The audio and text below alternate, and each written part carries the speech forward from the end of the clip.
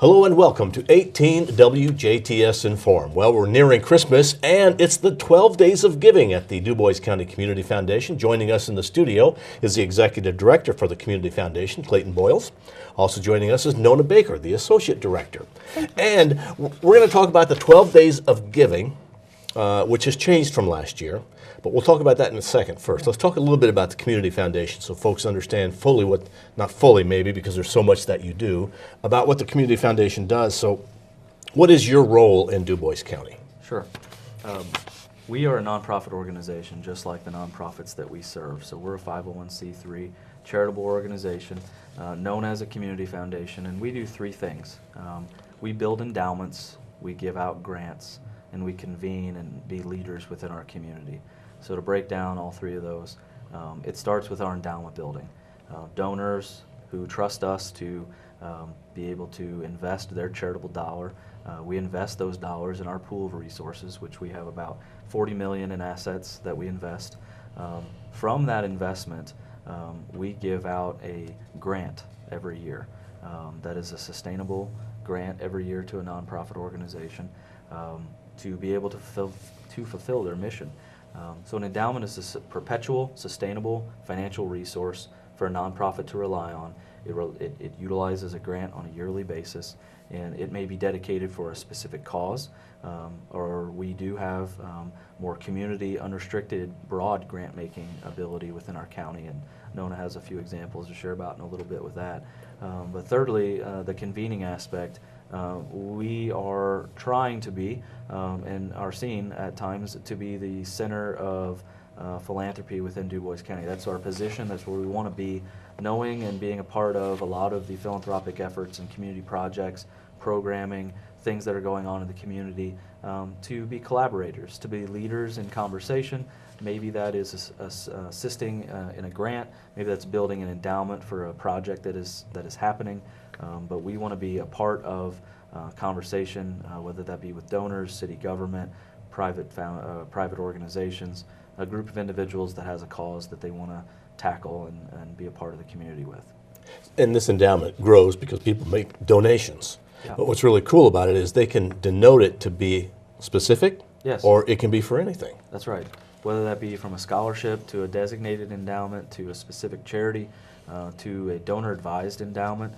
That's a ever-popular way to give. It gives a donor the flexibility on a yearly basis to give a number of grants to a number of organizations every year. And so you love dogs and want to support dogs one year, and you want to support a mentoring program the next, and your church ministry the third. You have the flexibility with a donor-advised endowment. But the broader endowment, and Nona is helps lead our grant making in that community effort, is our unrestricted grant making, our community grant making that gives us broad flexibility to tackle the most pressing needs in our county. What are some of the highlights of grant giving this year? We've had a terrific year. 2018 has brought some unique opportunities and also some bigger projects that we've been able to collaborate and partner with on. We did something very unique with a music therapy grant this year with Northwood Good Samaritan Retirement Center. We brought in a music therapist, and some of their residents were able to participate, sing, play instruments, play games, all connected with music. And people who may suffer from dementia or have Alzheimer's, it was a very unique grant opportunity that'll actually be continuing for at least another year. Music is the universal language for everyone, and while mental capacity may be diminished, that music comes right back. So the songs that they learned in childhood and as they were growing up playing the musical instruments, there was a retired music teacher that she didn't miss a step, she didn't miss a beat, so it all comes right back. So that was a very unique opportunity this year. We also were partnering with the community of DuBois and the DuBois Rural Center. They just broke ground recently on their community center in the town of DuBois, and so we partnered with them from the very beginning and helped them organize their fundraising efforts, and also helped them to establish an endowment and to plan for that so that the endowment will provide sustainable income for the care and maintenance of that center forever. And really, the Community Foundation is serving all four corners of Absolutely. Du Bois County. Very intentionally. Now, you invest a lot in nonprofit education, not meaning education, but in educating nonprofits. Talk a little bit about that. We do. That's a very big, important part of what we do. We work with all of the nonprofits in the county, and part of our relationship with them is getting to know what they need. One organization may have the need for board development work. Some may need to learn about fundraising. And this year, previously, we brought the Indiana University Lilly School of Philanthropy's fundraising school to Du Bois County, a very unique and awesome experience. 40 nonprofits learned about fundraising from the world-renowned fundraising school, the experts in the field. We brought them to Du Bois County, and so that's one type of education that we provide. There's many other types of education that nonprofits need, and we worked to help them learn what they need to know to be successful. I think it's important to note that although we are a nonprofit community, and I would say led with the heart, something that someone's passionate about, it's important that we have head knowledge too. We as a nonprofit organization don't just chalk it up of saying, oh, we're a nonprofit, it's okay if we do something a little less than efficient. We want to operate like a business. It's important for our nonprofits to run as smoothly and as efficiently as a private business because we have donors' dollars who we are stewarding. They've trusted our minds and trusted our operations to be able to utilize their dollar well and make as large of an impact in the community as we can for whatever the mission is. And so a little bit of head knowledge, a little bit of heart goes a long way. And we gotta have a bit of both when it comes to our nonprofits. And so that education factor is super important. And we don't claim to know everything. We certainly are learning, just as our nonprofits are, on board development, on fundraising, on legal guidelines of running an organization and the financials that it takes to be able to run an organization. So we learn with our nonprofits and a lot of the consultants or presenters that come in or the resources that we are given, we always take a look at too. And we are as much a part of these trainings as some of our nonprofits are. So when you have an organization who has a need, whether that be a board, staff, or volunteers, connect with the foundation and look out for some of our training. Nona does an awesome job of blasting that out to our nonprofit community. So take advantage of it, come learn. We should never stop learning, and I think it's a great way for us to steward our dollar well from our donor is by being an efficient nonprofit. It is the holiday season, and last year you did 12 Days of Giving, and this year you're doing 12 Days of Giving again, but with a different kind of a twist. Yeah. What is the 12 Days of Giving? The 12 Days of Giving started 4 years ago. We had some dollars remaining at the end of the year from the Fund for Du Bois County. That is our community grant making fund. And we wanted to do something different with it. We wanted to spotlight the nonprofits that serve our community, give a little bit more information about what they do, and also provide them with an important resource.